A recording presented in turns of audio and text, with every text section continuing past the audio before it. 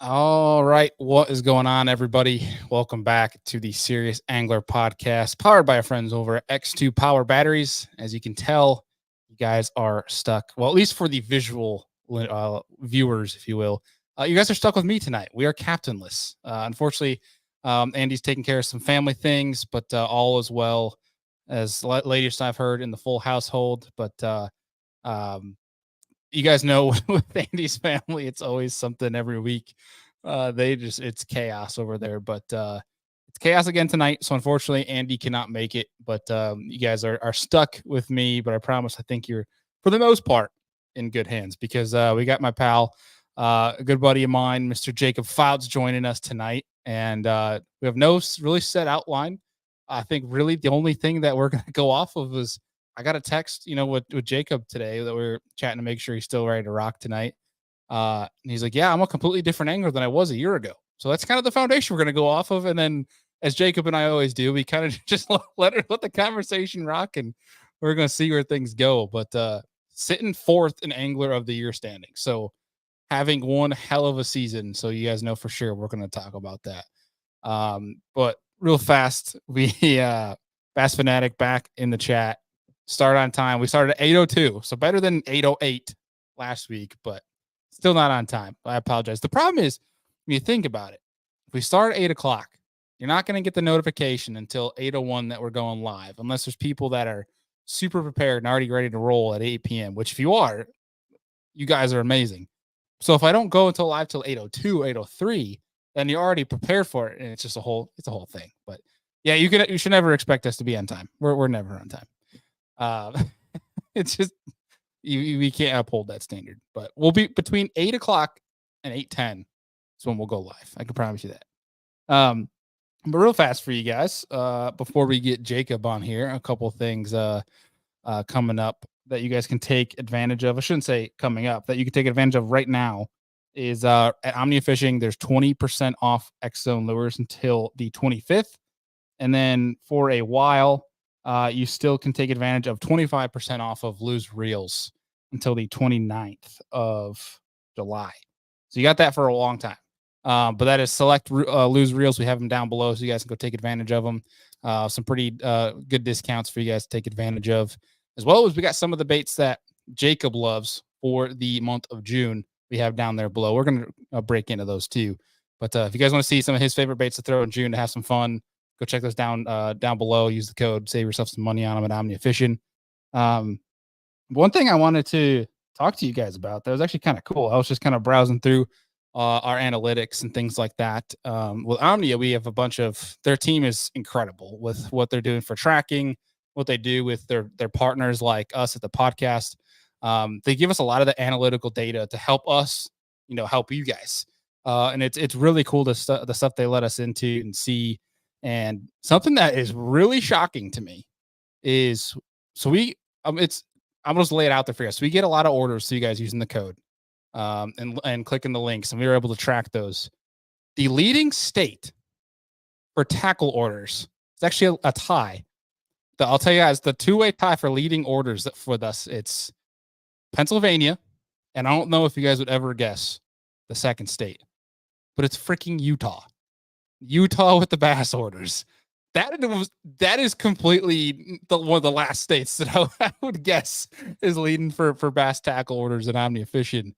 But whoever is listening to this show and taking advantage of the Omnia discount code from freaking Utah, you guys are awesome. And I would be very curious to hear what the bass fishing is like in Utah. So raise your hand, send us a DM, send us an email. We'd love to talk about Utah bass fishing on this show.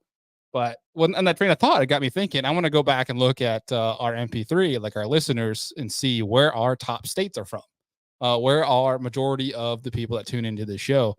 And so I want to give a shout out to the top 5 state-wise. And that is number 1, coming in number 1. Actually, we'll make it kind of like a contest here, because I want you guys to call out, represent where you're from too, especially if you're in the chat right now live. Call out where you guys are calling in from, city, state, that sort of deal. But at number 5 is Georgia. In 4th, we have Texas. 3rd is North Carolina. And this one makes sense because I think we've had the entire state of anglers on this show. Minnesota. So we probably had 40 different anglers from Minnesota on the show. So that one makes sense. But coming in first, the number one state listening to the Serious Angler podcast is Illinois. I think Illinois got a bunch of bass heads, which is freaking cool. As we can see some great anglers come out of that state. But it's freaking cool. Illinois, thank you guys for being our leading state that listens to this show. But a special shout out I got to give to in our top 10, coming in 10th amongst all 50 states, isn't even one of the 50 states. It is Ontario, Canada, is in our top 10 of locations that listen to this show. Might make sense maybe because we're from Andy and I are from Buffalo and we're basically neighbors. We're 10 minutes down the road from the border, but cool to see our Canadian pals that tune into the show and support it. So appreciate y'all. Shout out to the boys over in the Great White North that support our show. But with that being said, the last thing I got for you guys, if you guys tune into our social media, we posted something pretty cool today. The Serious Angler team is expanding. Not just Serious Angler, but the Serious Angler podcast network as a whole. We are expanding. We are hiring right now. We're hiring a digital media intern. I'm not going to go too deep into it, but if you're interested, if you're in college, you're social media savvy, and you're looking to have a gig to get some industry experience, pad out the resume, but also make a few bucks, we're definitely not going to do this for free. We're going to pay you guys. If that's you, you're in college fishing, things like that. Reach out to us or head over to one of our social media pages, go to their flow page, and it has a link to apply for that position. We'd love to hear from you, but got to throw that out there. Pretty cool. So you guys might see a new face coming to the crew here soon. So with all that said, that was a little long-winded there, but without further ado, I think we need to bring our guest on for today. I think you guys are sick of hearing me talk. Mr. Jacob Foutz. What's up, brother? It's been a minute, man. Buddy, it's been a while. I think, unfortunately, it's been too long. Yeah, it's been way too long. But I think there might be, unfortunately, it might be because you haven't been on our show, which is why you're having such a good season. No. So listen, when was the last time I was on? I think it was after St. Clair last year? Yeah, I think it was after St. Clair last year. It was either that or I thought I'm pretty sure we did one before the last two last year. I'm pretty sure. We definitely did after St. Clair because we talked about it was either right before or right after because I got the text from you that was basically saying, they need to watch out. And you called your shot. You called your damn shot. But I thought we had one in the fall, but I can't. I'll have to look back and see. But either way, we definitely did around the end of season time anyway. Yeah, I don't know. I can't remember. It's been too long ago. Yeah, I mean, the last time we talked to you didn't have a beard. Now you got you're basically your Gerald Swindle beard going on here, and might even see some grays coming in there, bro. Ooh, yeah, I ain't got no grays yet. It's coming though, but I look like a straight up lumberjack. I gotta trim this thing. It's getting way too long. It's getting way too hot. I tell you what, I almost clawed this thing out at Wheeler. It was so hot. I had my buff over my face. I was itching it all the time. It was awful. This is as long as I've ever let it get. It looks awful. I gotta trim it.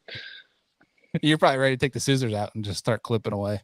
No doubt. I feel like someone's gonna start calling me Paul Bunyan anytime. It's awful. Careful what you say. I think Mercer listens to this show, so he might pick up some nicknames. That's fine. He can, Mercer can come up with anything. I don't care. It's Mercer. He can do whatever he wants. That's right. Well, dude, sitting in fourth AOI, and you got 3 events left. Got to feel pretty damn good, man. Buddy, it feels awesome.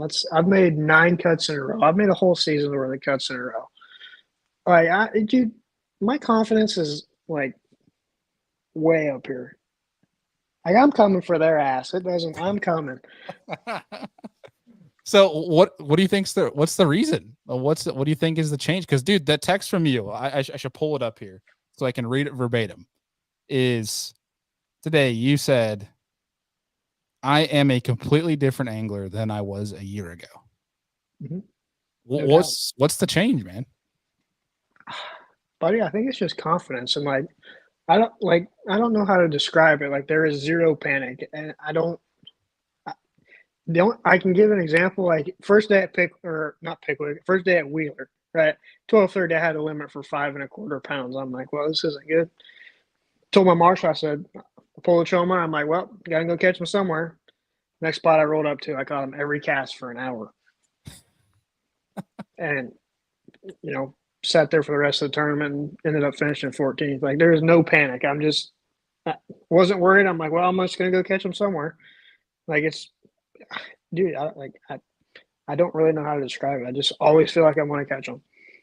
You just have faith that you're going to find them somewhere, and it's freaking bro, out isn't going to help you any. Bro, I didn't catch a limit in practice any day at Wheeler. Not one limit. I think I caught 4 keepers one day. And I'm like, I don't know where I'm going. I don't know where to start day one, but we're going to send it somewhere down the river. Do you think that's helping you, not having a game plan where you're just going to go fish however the hell you want to fish? Yeah, I think so. Like, probably half the tournaments this year, I have had nowhere to go. Like, just free. Just send it. And like probably, what have we had? 6 events, 7 events, 6. Like, probably 3 of them I felt pretty good I was going to catch them, and 3 I'm just like, well, just going to send it, see what happens. I knew you figured out something because I picked you for fantasy at Wheeler, and I'm sitting there like midway, like exactly what you're talking about. It's like 11:30 in the morning, day 1, and I'm like, man, I don't know about my Foutz pick now. I had confidence because it's TVA. Like, I'm always going to take Foutz in the TVA, and then I check it at 1 o'clock. I'm like, okay, feel better about this pick. Hey, I'm always dangerous on the TVA. That was my worst ever finish on a TVA. Like, can you believe that? 14th. That ain't bad, dude. That's a pretty good track record you're building. 3 Elite Series tournaments on the TVA. I've got a 3rd, a 4th, and a 14th. Have you spent much time on Wheeler, or is it? Dude, that's the second time I've ever been there. Funny story. Last time I was at Wheeler, it was for this would have been 2017, the year I won the Bassmaster College National Championship. I was at Wheeler in May for a FLW College National Championship, and I actually had to disqualify myself for rules infraction. I misread the rules, and I got info inside the off-limits period, not realizing it, and we were at the meeting the night before the tournament, and they talked about it. I'm like, well, shoot. I did that, so I went and turned myself in and disqualified myself. So Wheeler owed me one. That was the second time I've ever been there, and I'm not a fan of it. Fish is different than regular TVA, but Wheeler owed me one, and it gave me one, so I'm even. Well, good on you at least for coming clean on that, because like the chances of you getting away with it are probably pretty good from the rate that they polygraph. But it's good that you had integrity. Yeah, buddy. That's a big part of who I am. I don't ever unintentionally try to cheat the rules or do anything like that. If I do something wrong, I'll turn myself in. And, that's just, I think everyone should do that. Unfortunately, they don't, but I think that's a topic for another day, because I feel like that's a hot topic right now. Yeah. Yeah. Well, I mean, that's what I was going to lead to, is I don't think there's other people that would have made that same decision as you. No, absolutely not. Absolutely not. But now it's just a thing that I'm sure you kind of learn from that, where it's like you're going to be very clear on the rules going forward, before you even have any conversation, things like that. Oh, no doubt. I pay close attention to the rules, because I don't want to. Once you do this for a living, if you don't pay close attention to the rules, you're an idiot, because one small misstep can be the difference in your whole season. Yeah, and it might seem to some like, the rules, they're repetitive, like it's just the same thing over and over. Well, there's small intricacies with different fisheries that, it might be the same thing over and over again, but would you rather waste 30, 45 minutes of your day and be safe, or be like, yeah, I know the rules, and you don't remember that there's one simple, no wake zone that you run. Exactly, dude. You got to pay attention, because bass might put a specific section, a no wake zone, just like at the St. Johns River. Like, they made a railroad bridge a no wake zone, and guys didn't watch the briefing video the night before and didn't know, because it's just stuff like that. Like, just paying attention. It's really easy to do. Just pay attention. Yeah. Well, before we open that can of worms of talking about rules and stuff, I want to go back to your mentality this year? Because you're talking about how you're just, you're going to catch them somewhere, and you're just kind of fishing free.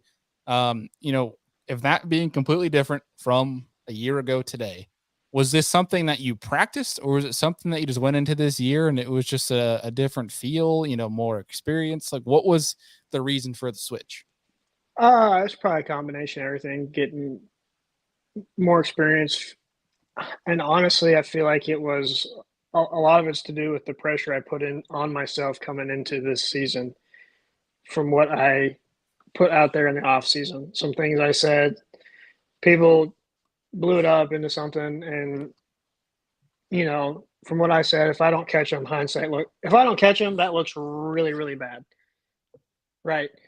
So I've always performed my very, very best when I put the most pressure on myself, be it having no money and I'm like, well, it's either I catch them or my Elite Series career is over. To I said some things that people took as controversial, and if I don't catch them, that's going to look bad for me. So it's put your money where your mouth is now, and fortunately for me, I've done that, and like I really truly believe I'm going to put myself in position for Angler of the Year going into the last couple events. I really feel like I'll have a shot at the St. Lawrence River. I believe that wholeheartedly. I believe I'm going to win. I don't know how to. I believe it with every ounce in me. Like, it's coming. I promise. I love that, dude, because I'm pulling up your other text here, because I texted you saying sit nice in AOI, and you said if I can get through Smith with a good finish, look out. And dude, that is one of the things I love about you, is just the confidence level. Because a lot of people, when they put that pressure on themselves, they spin. I mean, I have always performed my very best when I've had the most pressure on me. I don't. I guess it's a talent. I don't know call it whatever you want. A gift. I don't know, but I've done it time and time and time and time again. Like, I can go back and look when I was a freshman in college. I was dropping out of college to go work part time because I hated school. And I'm like, I dropped out and I was working a full time job at Amazon working nights. And I'm like, I hate this. Like, I got one chance to have any shot at going back. That was the 2017 National Bassmaster National Championship. Dude, I walked around that warehouse for 6 weeks telling myself I'm going to go up there and I'm going to win that. And so I can go back to school and fish the Opens, fish the Classic. And damn sure if I didn't go up there and do it. So badass, dude. I like the confidence level from the fact of it's not like a putting a pressure on yourself where you're stressing yourself out. It's more of like you're almost speaking it into existence. Yeah, I when I'm home, I feel the stress of it all. But when I get there, it all goes away and it's just 100% focused. Like, Locked in. I'm coming. Like, that's how it's been for the last 9 events. I don't know. I don't I don't feel like I've practiced any. I I feel like I'm more efficient practicing than I've been before. I think that just is experience, but dude, it's just confidence. That's what it is. That's what fishing's all about. It's If you're not confident, you're not going to catch them. You're just not. Yeah. I see it every day when I'm guiding people, just taking friends out. Like, they're so negative, and I'm like, well, you're not going to catch anything if you've beat yourself before you've ever got there. Right. You got to have that, somewhat positive optimism that you're going to catch one. You got to go there like, buddy, I'm going to bust them up. Like, top 10 or bust. I want a chance to win. You know what I mean? That's what it's all about. Is it going to work? Are you going to have a great tournament every single time? No. Are you going to be on them every single time? No.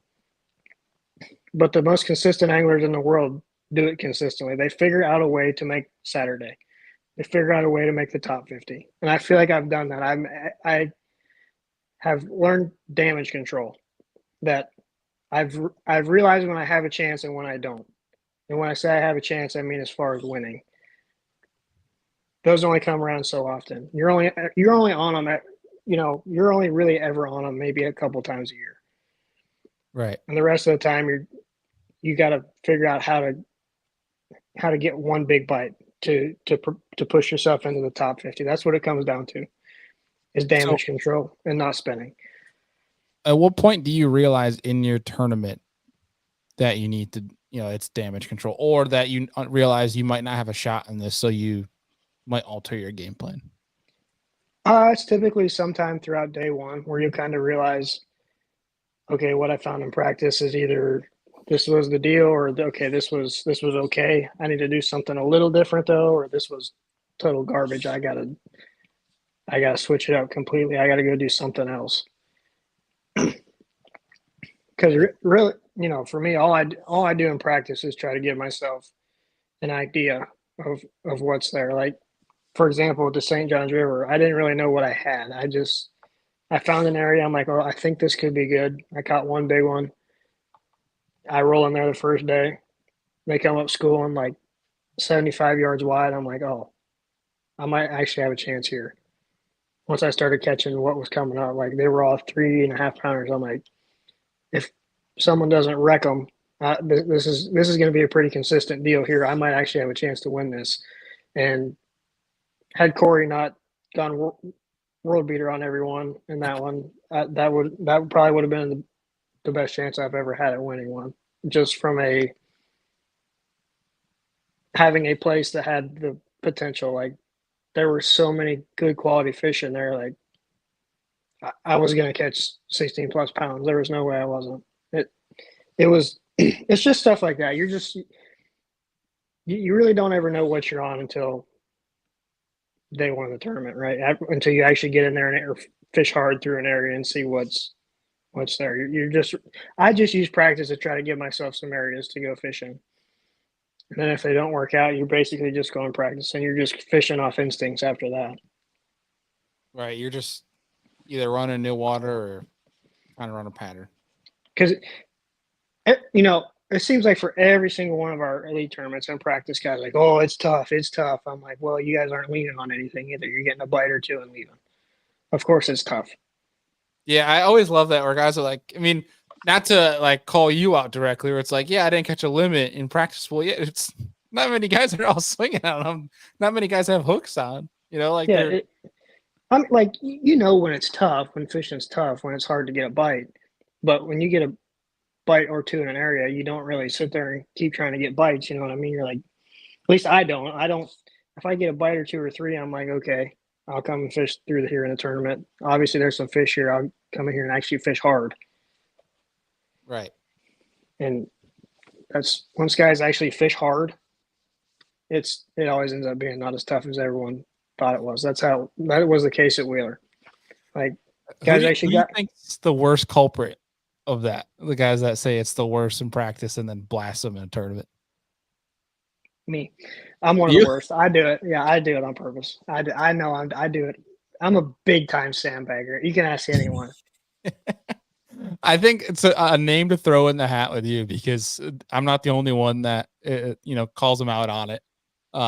Is Cooper Gallant? It's same class, like, dude. But I tell you, they're all sandbaggers. Every last one of them. Don't ever let them tell you they're not, because every last one of them, ain't no one ever catching them in practice. No one. This sucks. This is awful. That's what you get all 9. We'll go up north to Champlain. They ain't biting. Like, homie, they're biting. Yeah, they're never not. Everyone's just panning around instead of trying to fish for them. Like, buddy, they're biting. There's no doubt. Yeah, when you're in the north, they're always biting somewhere. Dude, they were complaining at Lake Forgo they're not biting. Yeah, buddy, everyone in the top 10 got a century belt. They weren't biting. Yeah, okay. Literally probably had the top 50 been able to fish the last day, probably 30 people would have got a century belt. Yeah. Yeah, they weren't biting. Not at all. It wasn't far off at all. It was so damn close. Yeah, and I love that dynamic of it. Or it's funny, where I've seen some people, they're like, man, somebody so and so posted this, you might want to take them for fantasy fishing, because I'm like, you can't read into those practice posts. But Because it's all, oh, hopefully I can catch 5. Okay. who's the is there a guy that's like the biggest talker at the ramp in the morning, or a guy that's like the sneakiest during Uh, practice? honestly, I don't really pay enough attention. I just kind of do. I don't mingle too much. I just do my own thing. Do you travel solo still? No, I travel with Cole Sands. Oh yeah. Tennessee boys. Yeah, actually went to high school and college together. Oh duh, yeah. Where was it? Mercer's podcast? I heard you say that. Yeah, I said it somewhere. I can't remember where. Yeah, it was But recent too. I'm trying to remember what it was, but yeah. I mean, that's a good group because you guys kind of fish relatively similar. I feel like. yeah, we're pretty similar in the way we fish. Yeah, we share information with each other. Pretty straightforward with each other. Do you think that helps you having somebody to bounce ideas off of, or are Mm, you kind of indifferent? I'm indifferent personally. I'll keep it in the back of my head what they say, but I don't. Just because they went through an area and didn't catch any doesn't mean I won't go through an area and not catch any. Right. You know what I mean? I'm It's not got to gonna. be kind of nice to have a voice though to like bounce off. Yeah, it What is. It's yeah. I mean, it's. I think it's helped. I mean, I think it's helped both of us. We're able to kind of break down water a little quicker. Yeah. When it Yeah, helps that you got that trust for having known each other for so many years. yeah. It's yeah. I mean, you know what you're getting. You're not getting fooled. There's no tomfoolery going on. Yeah, I mean, and besides like the YouTube stuff, you're both pretty quiet guys. Yeah, he's definitely quiet. I've come out of my shell a little bit. I'm not I say quite you come nearly. out of your shell a lot of it, but I'm not nearly as quiet as I used to be. I'm a pot stirrer now. I just stir the pot. yeah, I don't know if it's okay. I'll say the pot stirrer could be like your Instagram captions with some posts. Those are pretty Oh funny. yeah, I get a good crack out of those, but like agree or disagree on the videos. Like that's just you speaking your mind, though. That's not stir the pot. It's just being honest. Here's the deal with the video. I wasn't meaning to be controversial. I was really just trying to share my experience.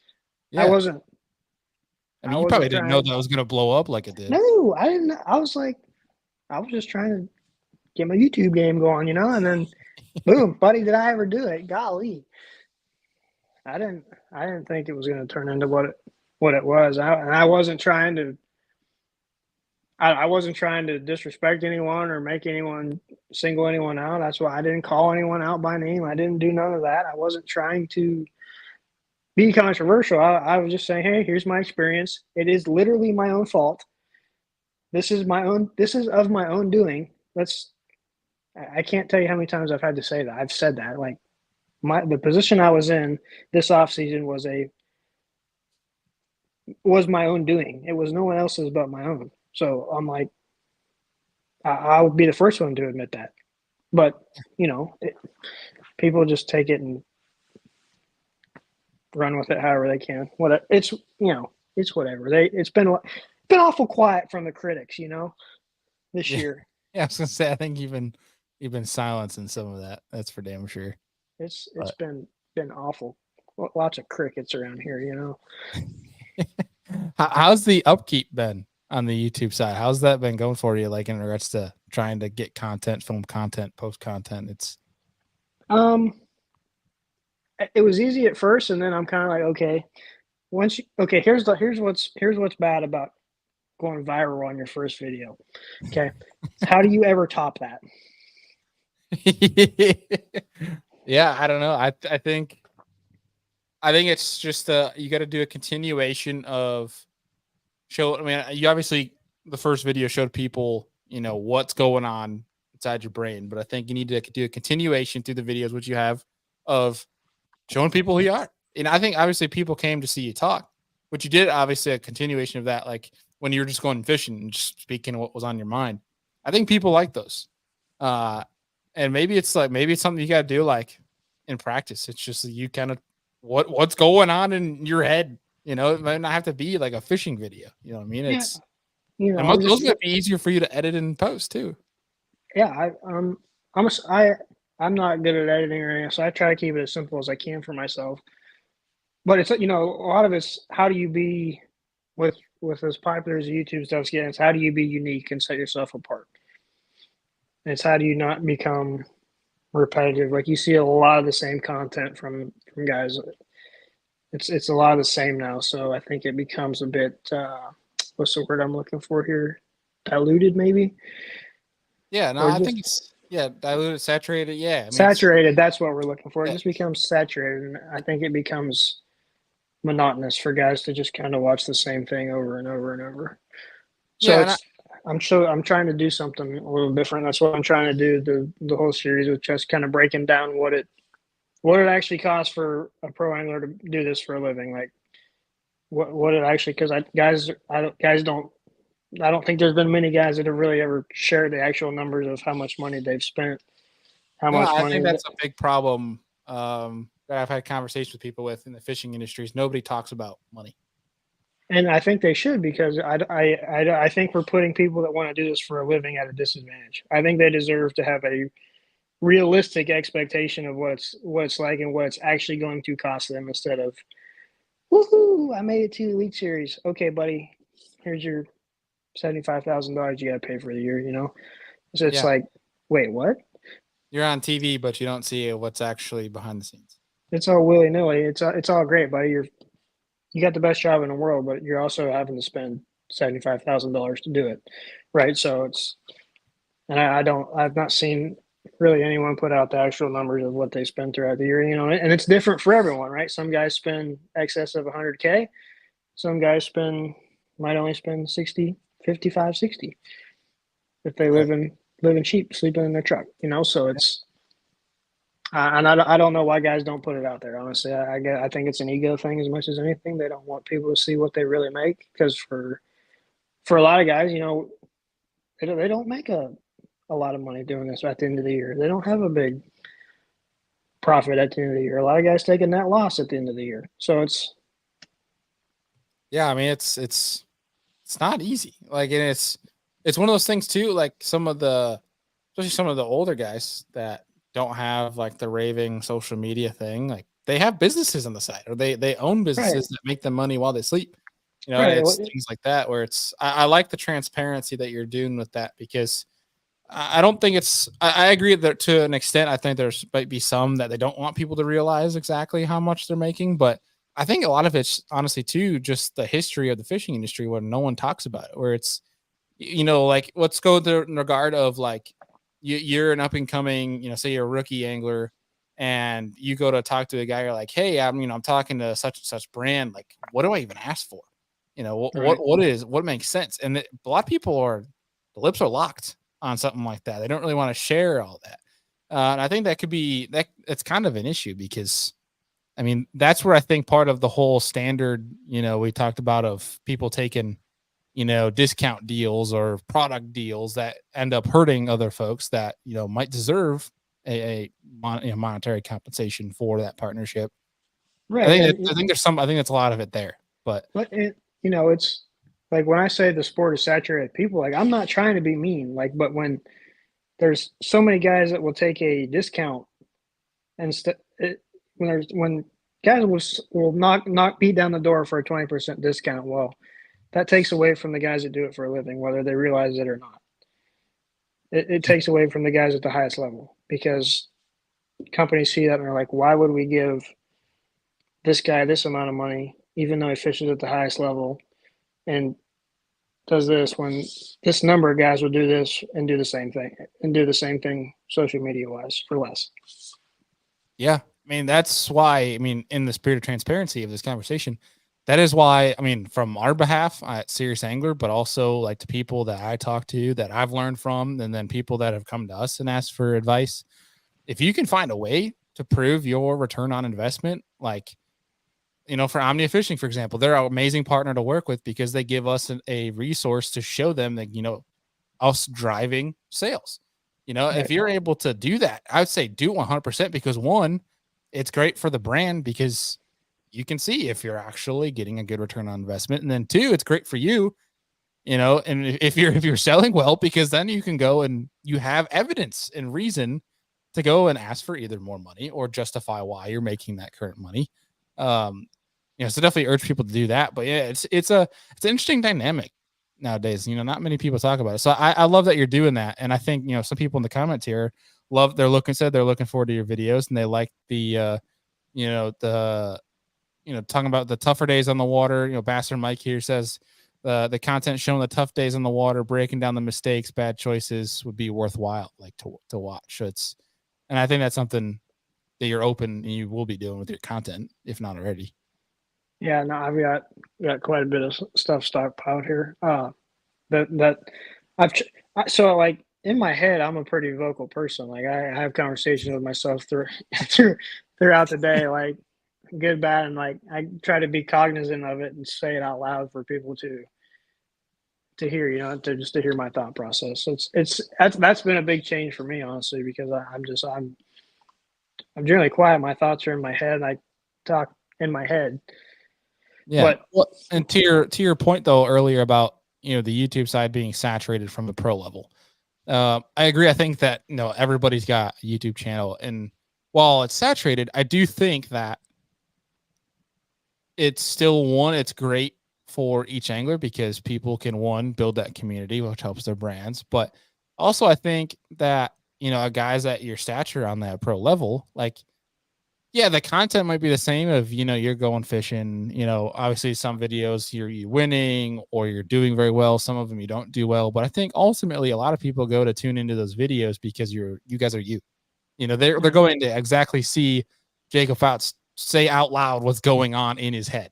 And I think that there's a lot of people. That's how you build the community. You know what I mean? Like there's an audience and there's a community, and it's I think that's how you build the support side. in Is speaking up. fact, yeah, I think that's the biggest thing I've learned is that if like for me, I've always thought that I would never ever be. No one would ever want to listen to what I have to say. I've always thought of myself as a boring person. I'm very vanilla. I'm not outspoken generally.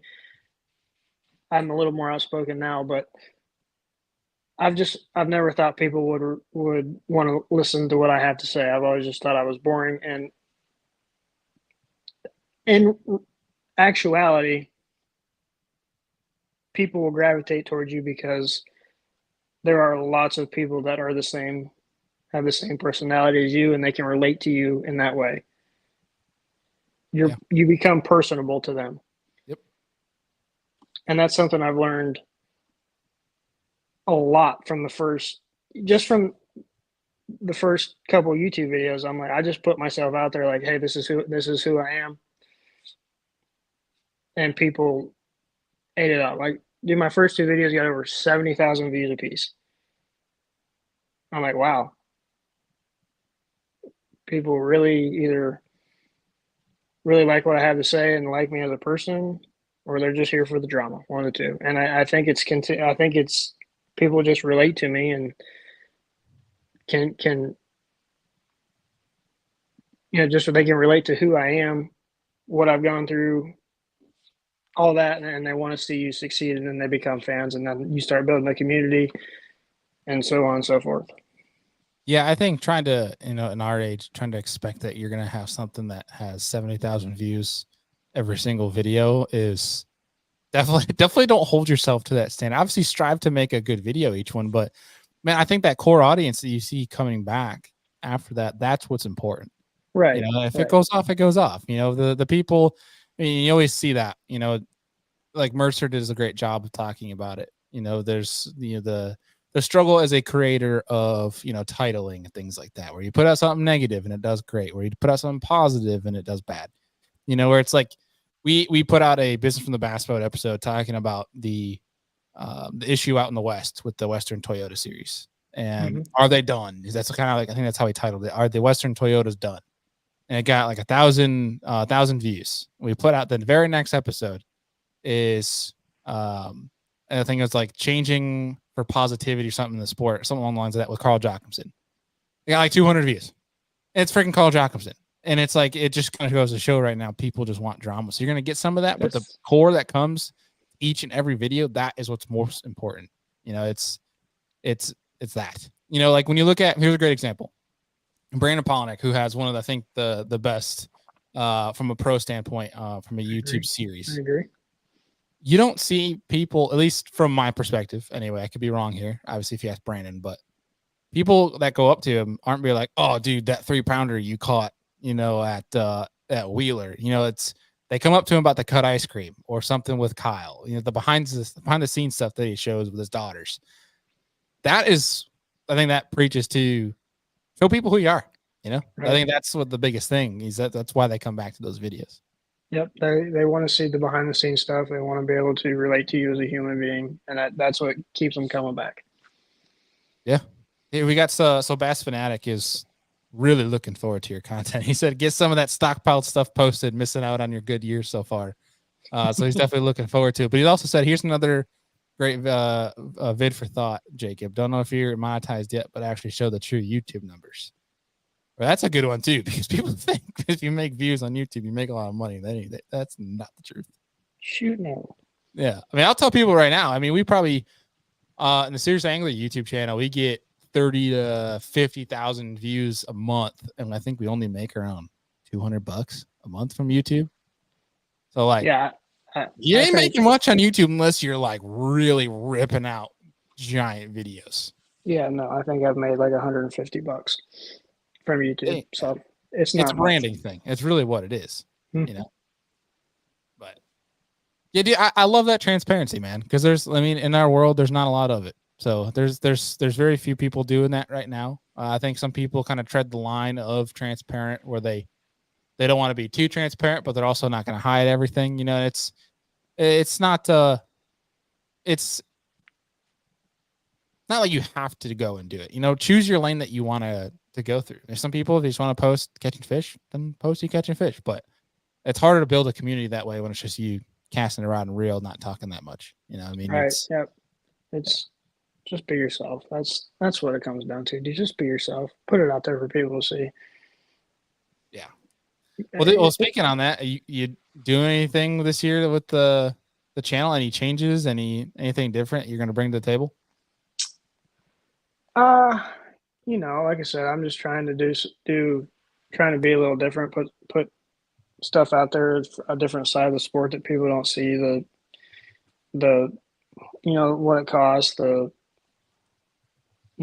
I've tried to be transparent in how much sponsor money I have. I'm not going to tell what each company I work with is giving me, but I'll give them the lump sum throughout the year and all that. And other than that, just trying to share. Hopefully, here by the end of the year, I'll have a nice AOI trophy and a lot of stories to tell from that. Just I think it'll be a lot of storytelling about different things throughout the year with clips and stuff. Just throughout the year, I'm still trying to figure out all the editing and stuff like that. That's brand new to me, so I'm having to learn and figure all that out with an ancient laptop. Yeah, that's the fun part. That's the worst part about content creation is the actual curating of the content. I mean, I'm like, how do I store all this stuff? My laptop freezes up half the time, and I got to restart. I'm like, oh my gosh, I ought to just invest in a nice laptop, but I've got bass to catch right now. I don't, I got bass to catch thing, and I worry about that here about the third week of August. Yeah, no, I totally hear you. I mean, shoot, there's people making, a lot of videos and bigger videos simply just using their dang iPhone and talking to the phone, where you go intertwine clips into that, from your GoPro. But yeah, I mean, dude, we can definitely help on the back end, in regards to helping with the whole editing thing, at least the whole system side of it. But yeah, I've got to figure it out because I'm a scoper, but I ain't very good with technology. Yeah. Yeah. Don't you love that part where it's like you're deadly with the tech on the boat when it comes to your phone and shit like that? It's like, yeah, buddy, I know how to open apps and send text messages. That's about it. Oh, that's awesome, man. Well, dude, Smith Lake, how you feeling about Smith? Other than that, beard's gonna be real hot. Oh, the beard's gonna get trimmed before them. I can promise you that. Honestly, the Smith is the one I've been most nervous about all year.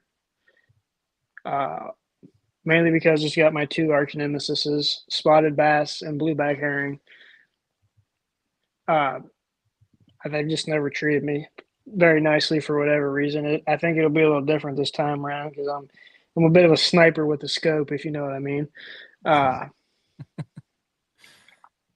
Is it going to be I'm one of those? Is it going to be a big scope heavy tournament for this one? Oh, not a doubt in my mind. I feel pretty confident in that.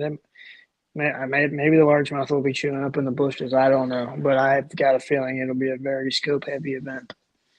Yeah, you aren't the first one today to tell me that on the Elite said it's going to be a scope heavy event. I'm not upset by it either. Yeah. Well, that's going to be interesting, though. I think the most interesting part is when we're hearing from like Jordan Lee on Mercer's podcast of the boat traffic. We might be seeing some interactions on Bass Live next week. Oh, there's no doubt, dude. You're going to see some cool stuff happen, no doubt. Is cool sarcastic or that is 1,000% sarcastic? How many boats or pontoons are you gonna be slinging some jig head minnows at? No, a lot, buddy. I'm gonna be feeding some wine to some lower units, if you know what I'm saying. Are you gonna have a designated rod just for that? I'm gonna have a couple, buddy. I'll have a couple bait casters laying on there with about 65-pound braid. Enjoy this, pal. Enjoy this. Have fun replacing them seals in that lower unit. Oh man, it's gonna be interesting, bro. I've got a funny story actually about that. Let's hear it. So last year on Chick, this is ledge season, right? I don't typically fish on the weekends because of the morons that are out. But I'll get out there occasionally. And last year I'm fishing this hole. It's probably about a cast off the bank. I can sling a 10XD almost to the bank, right? I'm out there in the widest part of the lake, literally the widest part of the lake. And I see this boat coming. He's hugging the bank. I'm like, surely he's not going to run between me and the bank. I'm like, he ain't going to do it. And he keeps coming, and he's got I believe it's called a bimini top on his boat, right? Yeah. And I'm like, all right, if he keeps coming, this 10XD is going right in it. I promise. Sure enough, right in front of me, I'm like, all right, buddy. Whoosh, stuck the 10XD in his top, whoosh, ripped it wide open. No way.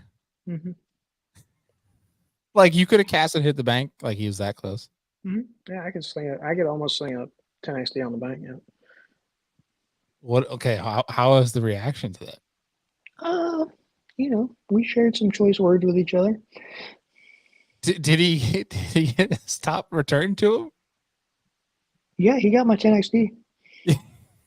along with the flap that was hanging off the back by the time it broke off. Oh my gosh! You give him a little education on where you should be running his boat next time. I politely let him know how to operate his vessel, and if he didn't know how to do it, he should probably just go ahead and sell it. Just no chill. I love that. Put them in their place. I am the nicest guy in the world. It takes a lot to piss me off. But when someone pisses me off, I let them have it. There is no,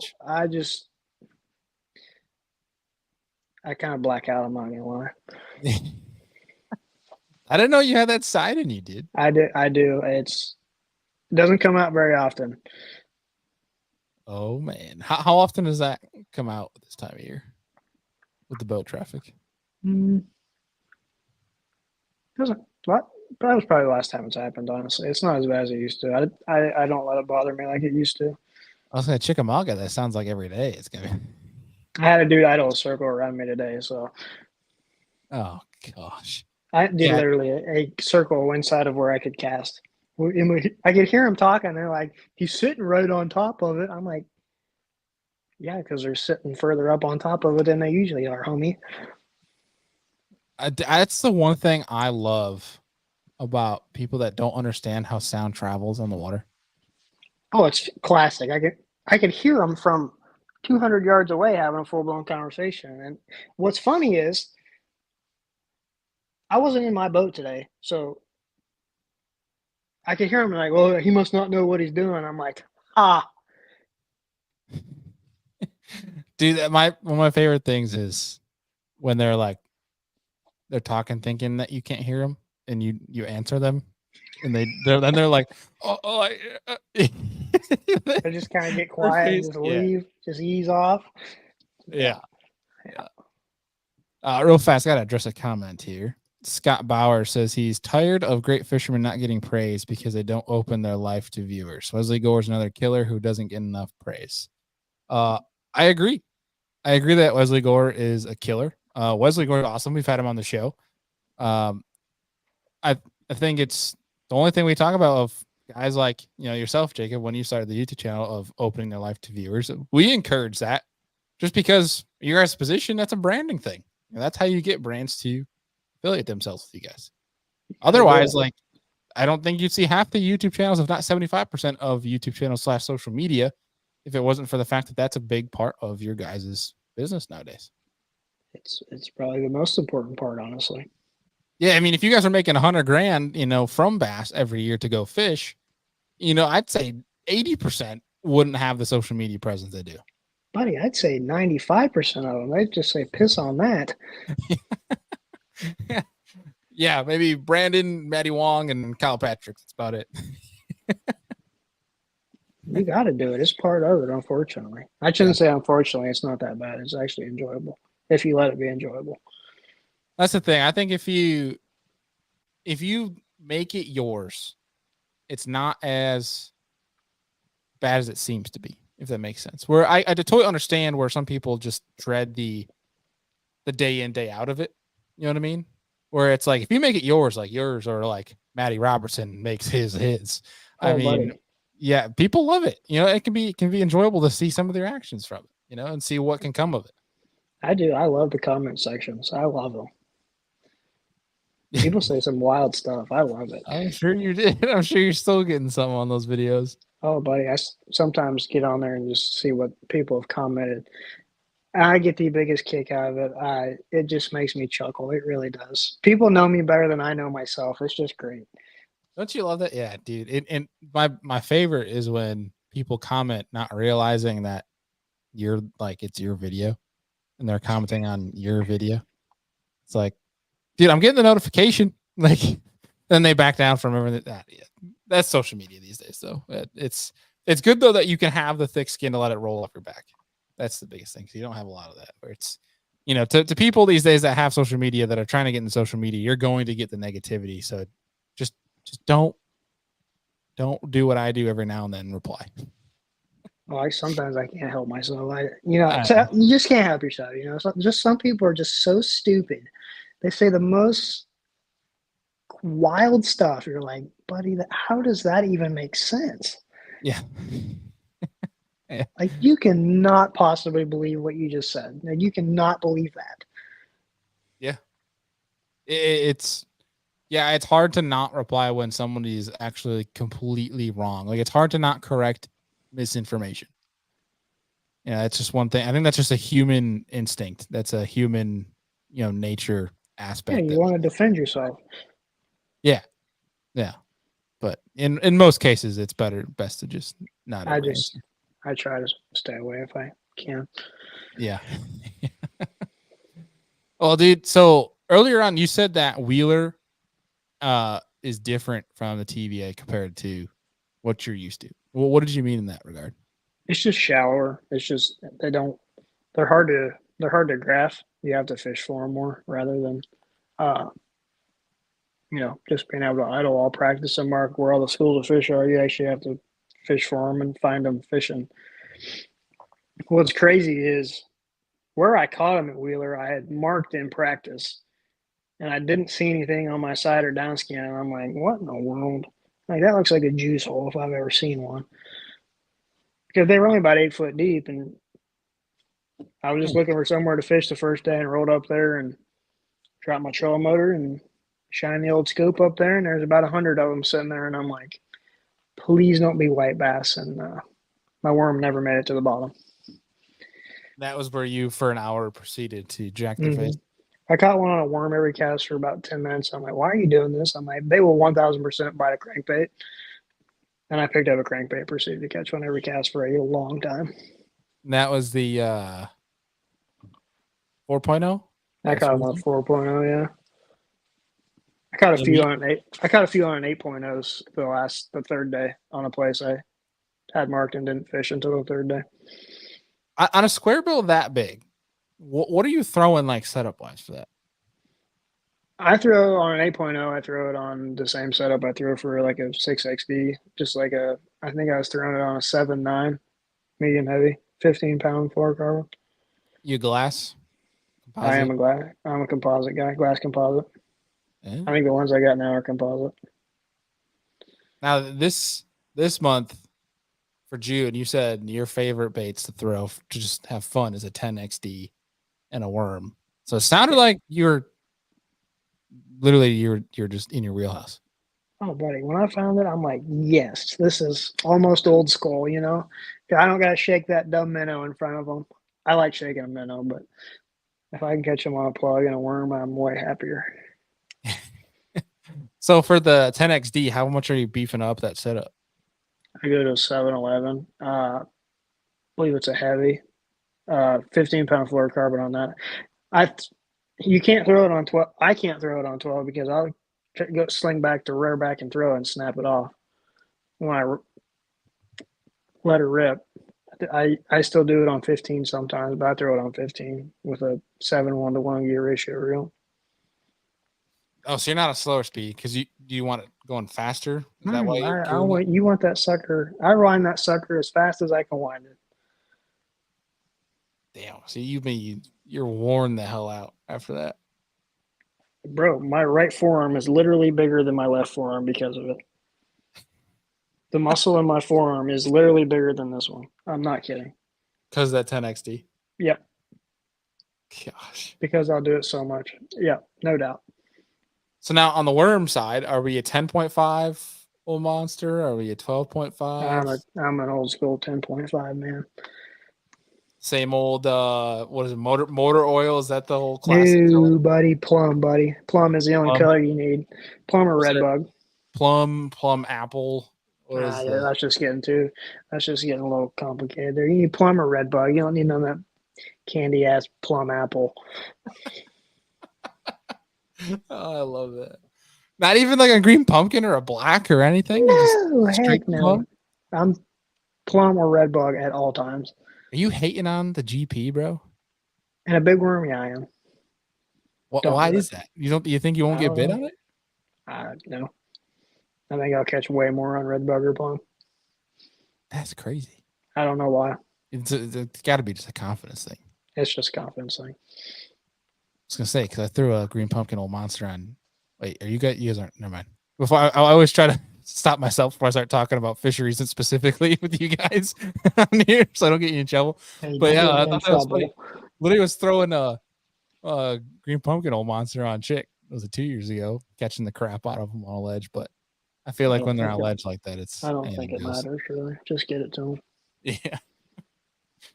Dude, one thing I've been trying to improve on, and I'm asking you because Mr. TVA is throwing that big old hair. And it's one that watching John Garrett, like I was glued to my screen because it just seems like I figured out some bites on it up here in the north. And it's like I just really want to get on it, how you guys throw it in the TVA. So one, I'm asking is setup. Then two, when you do the whole let it fall, do you let it pendulum or do you open your bail and let it fall straight? I let it pendulum. So you're just kind of holding your spool and leaving it open for it to do. Yeah, I'll just throw it out there, let it go to the bottom, and give it 6 or 7 real fast cranks, and then let it pendulum as it falls. I probably throw a heavier one than most guys do. I throw a 3/4 or 1 ounce. A lot of guys throw a 5/8. So I throw a heavy one. I'm just trying to get a reaction bite. I probably don't catch as many on it as most guys, but the ones I catch are mucho grande. Yeah. Are you? I've seen some guys throw trailer hooks on them things. Are you throwing anything? I throw a trailer hook. Any trailer on it or just straight hair? Just straight hair. I've seen some guys, not many. Some guys will throw it like a fluke or something on the back of it, but I've never done it, honestly. they just, dude, it seems, I don't know why. I don't know if maybe that's like a common thing that people love to throw that, but it just seems like such a freaking fun bite. Yeah, it is. They don't, but I don't catch them on it like I used to. You think they're just seeing it too much? Dude, they don't get as big as schools as they used to. It's got to be a pressure thing, right? I guess, dude. There's not many places they're out on this year. Huh. Last year was probably the best year I've ever seen, as far as numbers and size go. This year, size is good, but numbers is. I think today I saw maybe 3 schools of bass. You guys got to have the mayfly hatch going down on Chick, don't you? It's happened already. Oh, it's already gone. We're kind of in between one right now, I think. So you think in a couple of weeks, if they're still not there, that might be cause for concern? Yeah, I've just noticed a lot in the last 2 or 3 years that they don't get on places they used to, and they show up. They've started showing up on places that they've never been on before, and they definitely don't get in as big of schools as they used to. Yeah, because I mean, you were saying how they get on like by the hundreds. There, dude. I haven't seen a school. I haven't seen a school bigger than probably 30 fish in a while, a couple of years. Wow. Most of the schools now will be 10 to 15 fish. Yeah, that does seem odd. Is it more of them then? Like more different schools, or is it just less in general? I think it's just less. I think they're more. I think they're getting more. They're just getting bigger schools. I think they're becoming a little bit nomadic. Oh. Because there's a boy. There's a boy who's been wrecking. Who's been winning everything around here. He won the Toyota Series by 8,000 pounds and. Sheesh. Won an ABA. I don't know, but from what I've been told, he ain't catching them on the ledges. Interesting. We got a question here asking if you're willing to guide on Pickwick. Boy, that's a long drive. How far are you from Pickwick? It's gotta be like what, 2 hours? I'm like 4 hours from Pickwick. 4 hours. Oh man. Are you on the east side of Chick or on the north? I am on the east side, yeah. Yeah. Was that Cleveland? Is that what it's called? I'm Cleveland, buddy. So you went from Ohio down to Cleveland, Tennessee. Yep. Just got to say somewhat close to home, eh? Pretty much. Got to keep it somewhat still like I'm a Buckeye, you know? Can't just go ahead and change everything. All right, so as we start wrapping this sucker up, I'm kind of curious with some more fun questions here as we before we end this show. What does an average evening look like for you and Cole? Whether you guys are probably Airbnb type of deal, like food wise, things like that. What does it look like? You guys getting back to the house, things like that. Early in the season, when we're not getting off the water at 9:30 at night, I think usually we'll cook something or we'll go out to eat. We try to cook if we can, saves us a little bit of money. But here in the last couple, we've been getting off the water at 8:30, 8:45. Both of us seem to get home at a different time. So we'll both. Usually, I just eat something quick and go right to bed. At least during practice, and then during the tournament, we'll typically cook or go out. But it's not very. There's not much relaxation time. It's pretty much straight from home, straight from the lake to home. Make a sandwich or cook something quick and go to bed. Yeah, I mean, it doesn't sound like you get much sleep either. Oh shoot, no, there's not enough sleep at all. You get like 7 hours of sleep probably. Are you like by about the third day of practice, buddy? I am dragging. You got like Kenta out there popping 10 Red Bulls a day? Shoot, no, my heart would explode. I don't know how that guy does that. I have high blood pressure as it is. If I drink that many Red Bulls, my heart would probably explode. You a coffee guy in the morning at least? No. Just straight water? Straight water. It's probably smart, honestly. I'm on a diet right now. I got fat. You're on a diet? What kind of diet? Yeah. I don't know what it's called. Is that Keto, I think. Keto, yeah. Dude, I don't know. I have such weird feelings about the keto thing because my dad went on it and all he's eating is like cheese and bacon and crap like that. And I'm like, this doesn't sound like a diet. This sounds awesome. And so it kind of screwed me over because I wasn't on the diet and I was just eating all the bacon with him. It's really not that bad, honestly. It's what it's like a high. I'm trying to remember. It's like no carbs at all. No carbs, high. I'm the wrong person to ask. Yeah. I just know what I'm supposed to eat and drink. Yeah, that's cool, man. Well, dude, Smith Lake coming up next week. We're gonna be rooting for you. You know, rooting for top 30, if not better. So that way we can see a nice run at that Northern top Series. 30, buddy. I'm coming for a top 5. Damn it! See, there's that confidence, man. I freaking love it. But yeah, dude, definitely gonna be rooting for you. Hope to see you on Bass Live. But anything else that people should be looking out for before we let you go here? Be looking out for a dub coming my way. Dub, I like that. Big blue trophy.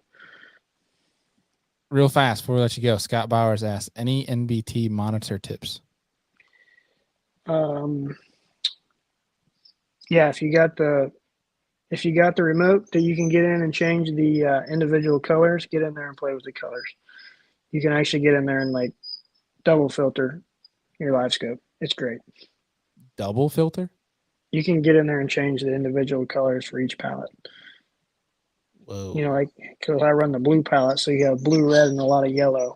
Yeah. I can get in there and filter a lot of the yellow out. So it's crystal clear.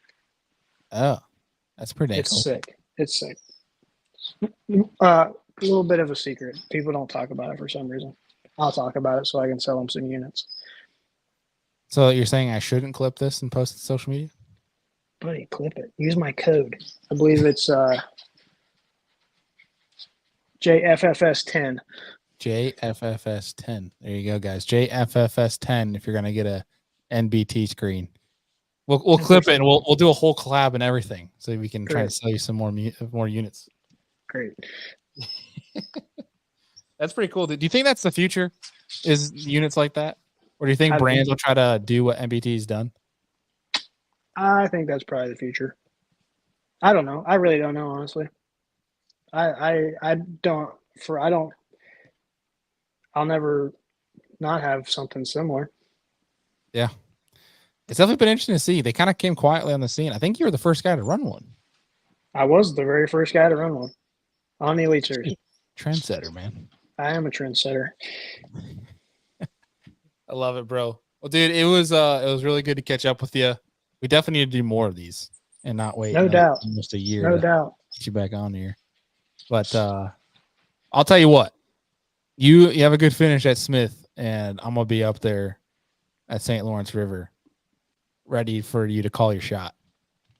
Good, because I'm coming. I'll bring the beer. Bring lots of it.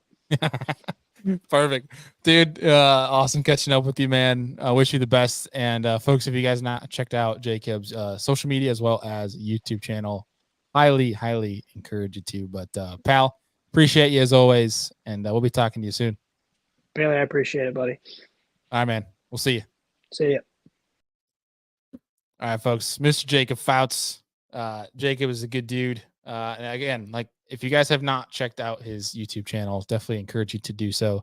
Like he mentioned a few times, not afraid to speak his mind, and definitely the folks that are, whether you agree with them or not, it's appreciated. It's exactly what's on their mind. You're not going to get any BS, and I respect the hell out of that. So hopefully you guys enjoyed that episode there. Take advantage of his discount code if you're going to go to MBT and get some screens. But nonetheless, if you guys missed it in the introduction, if you posted on social media that if you're a college kid and you are either in college fishing or you want to get in the fishing industry in general, need some resume padding and get some experience, we are hiring. We're hiring here at the Serious Angler Podcast Network. So go and check out our the flow page that we have on social media. You guys can apply for that position. We'll be calling some people soon. We had a lot come in today. So we have a lot of interviews to be doing here, and looking forward to each one because it's gonna be great to meet everybody, and also just it's gonna be hard to pick one. So you guys will be seeing a new face around here pretty dang soon. So we're looking forward to that, and make sure you guys take advantage of the sales that are linked down below, as well as some of the of Jacob's favorite baits for the month of June, like the Strike King 10XD. You know that old monster worm. Then he said is in plum. No red apple, none, no plum apple, none of that crap. It's just plum. Take his advice on that. I linked the 10.5 inch there for you. The folks appreciate you guys. I know it's just me tonight. We're supposed to have a part 2. Unfortunately, that fell through, but I think we're actually going to get you guys another episode for Friday. It's something, a little new idea I might bring that we'll incorporate maybe once or twice a month. And then if you guys like it, we'll see if we can incorporate it more. But hope you guys enjoyed today's episode with Mr. Jacob Foutz. We'll see y'all on the next one. Peace.